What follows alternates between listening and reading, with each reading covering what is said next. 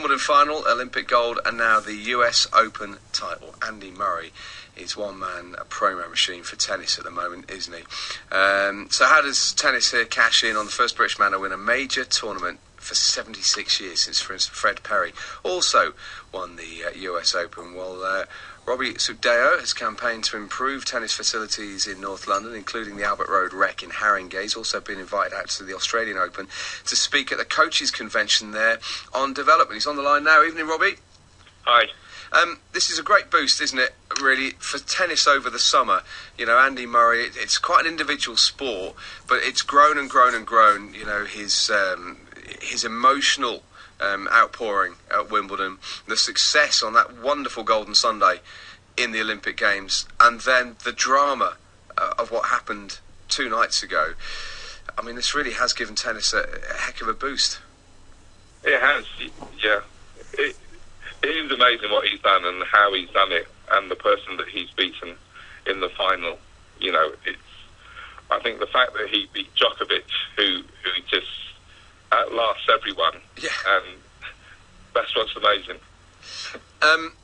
Have you been sort of bombarded with calls and inquiries in your neck of the woods from parents of kids that actually want to pick up a tennis racket? Because, you know, I've noticed, you know, normally there's a sort of a follow-through for a couple of weeks after Wimbledon at the courts in my nearest park, but actually still people are playing tennis and still people are queuing to get on the 3 courts there.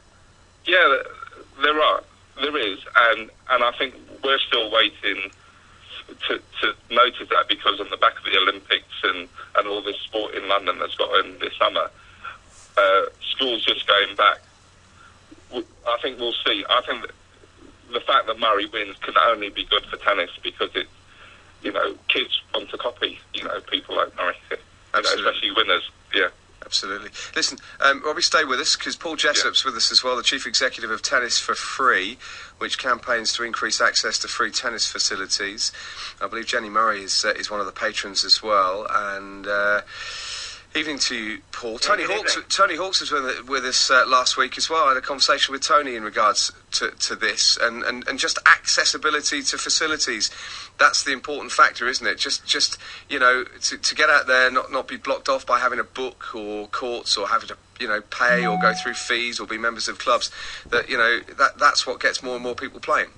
Absolutely. I think it's very much the case that if you do have lots of charged facilities, then, you know, it's a barrier to participation. And so, yeah, we campaign to try and get as many park courts free as possible, and we also run free coaching programs on many of those courts that we're able to help convince them to be free. How do we compare here in London with the country when it comes to access to free courts? Because as I was saying to Robby there, actually, my local park, there's 3 sort of courts on there. They're nothing spectacular, but you don't have to pay anything to go on them. But it's not the case everywhere, is it?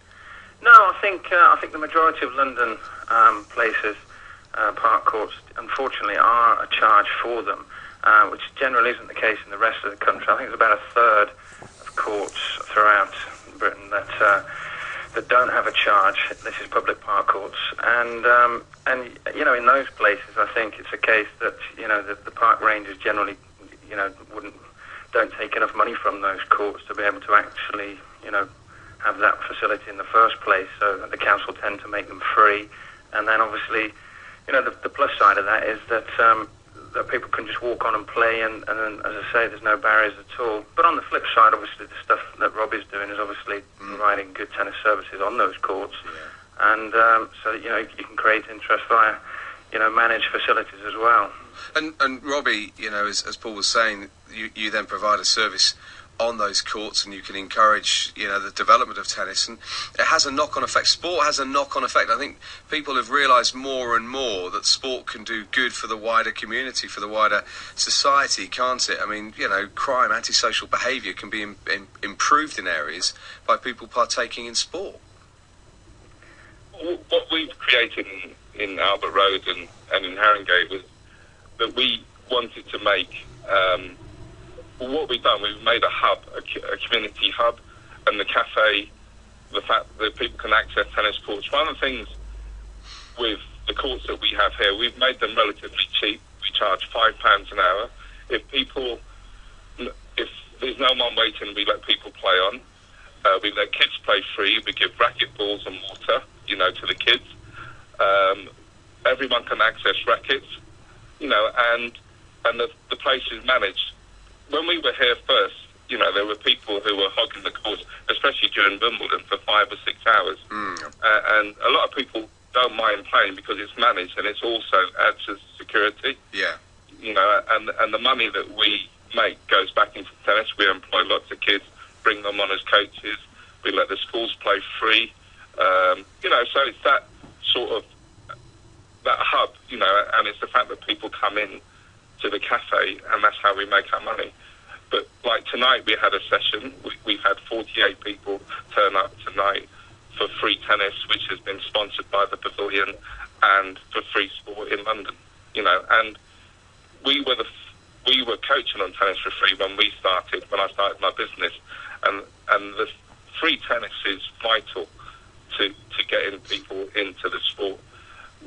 The fact that they can access rackets and balls and free tennis means they'll want to go on and eventually become tennis players. Yeah, I mean, Paul, that's the thing. It's a numbers game, because there's a double edge to encouraging people into participating in any sport, isn't it? Because healthy lifestyles are positive for everyone. So if it's just a bit of fun for you, then that's great.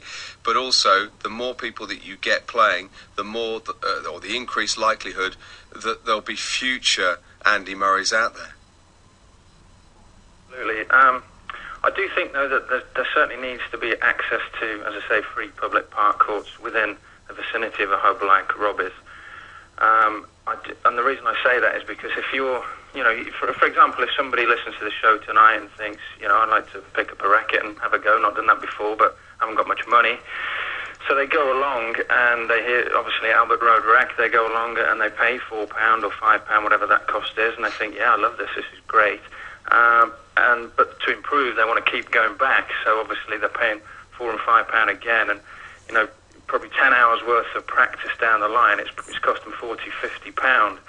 So I do think that absolutely, don't get me wrong. I think from our perspective, we think Robby scheme's really good. Probably 90% perfect. But we do feel there needs to be stuff within the vicinity of a charged place, a hub like that, where people can just go and practice and get good at a sport. Because that's crucial, obviously, to keep the interest of somebody who who doesn't have disposable income into playing tennis. Then obviously to be able to practice without a regular ongoing cost is vital.